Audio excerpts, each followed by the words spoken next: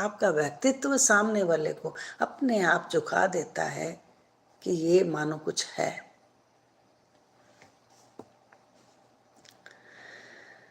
तथा अपने वर्ण के कर्तव्यों को किस प्रकार निभाना चाहिए, इसका उदाहरण उन्होंने लोगों के समक्ष प्रस्तुत किया।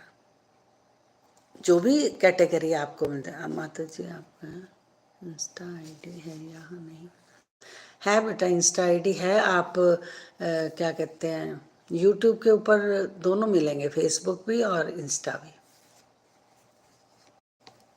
यूट्यूब के ऊपर आता है ना, जो उसके ऊपर क्या बोलते हैं उसे, अबाउट के ऊपर सारा कुछ लिखा हुआ है। परंतु वे सदा यही कहा करते हैं कि मैं अच्छा। इसके बाद उन्होंने कहा कि कर्तव्यों को किस प्रकार निभाना चाहिए, इसका उदाहरण उन्होंने लोगों के समक्ष प्रस्तुत किया। जो सब जड़ और चेतन पदार्थों में ईश्वर के दर्शन करता है, उसको विनयशीलता ही उपयुक्त थी। कहते जो हर एक में उस प्रभु का दर्शन कर लेता है। आपका बर्थडे का स्टेटस अपने रखा है,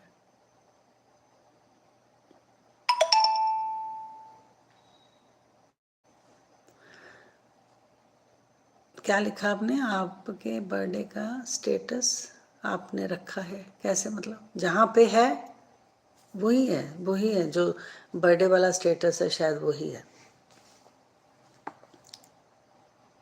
इंस्टा पर। हाँ शायद वही है।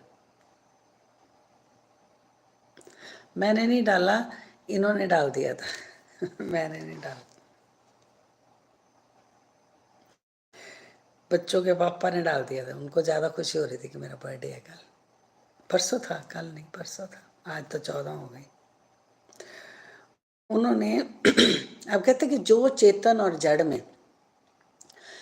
दोनों में ईश्वर के दर्शन करता है, उसे सहजता ही विनयशीलता की, विनयशीलता मतलब सहनशीलता, विनयशीलता, प्रभु की कृपा उस पर बरसने लगती है।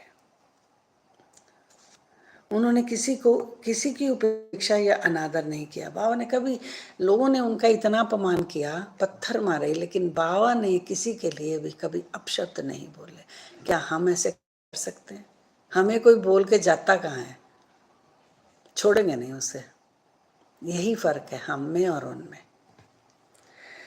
और उसके बाद उन्होंने कहा कि अनादर भी नहीं करते थे, वे सब प्राणियों में भगवत दर्शन करते थे। उन्होंने ये कभी नहीं कहा कि मैं अनहल हक सोहम हूँ।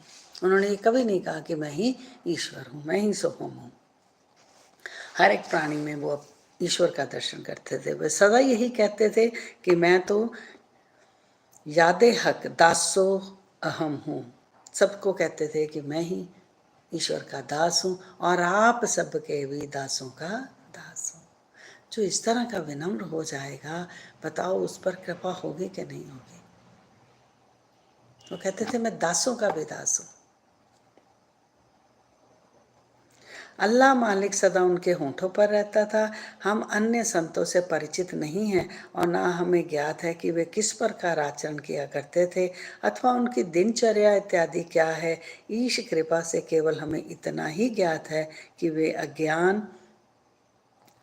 और बुद्ध जीवों के निमित्त स्वयं अवतरण होते हैं। शुभ कर्मों के परिणाम स्वरूप ही हम में संतों की कथाओं और लीलाएं श्रवण करने की इच्छा उत्पन्न होती है, अन्यथा नहीं। कहते जब हमारे शुभ कर्म जाग जाते हैं, पूरे पाप खत्म हो जाते हैं, उसके बाद हमें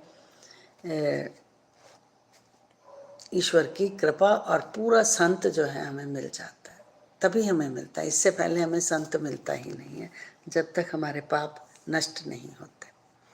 पूरे संत की व्याख्या करना बहुत मुश्किल है। कहता मुझे कभी ऐसा संत नहीं मिला, ना मैं किसी संत को मिला हूँ। मैंने किसी संत के आचरण को नहीं देखा सिवाय साईं के, और इसके शुभ कर्मों के परिणाम स्वरूप ही हमें संतों का दीदार होता है, उनकी लीलाएं और कथाएं सुनने का अवसर मिलता है। आगे उन्होंने कहा योग और प्याज।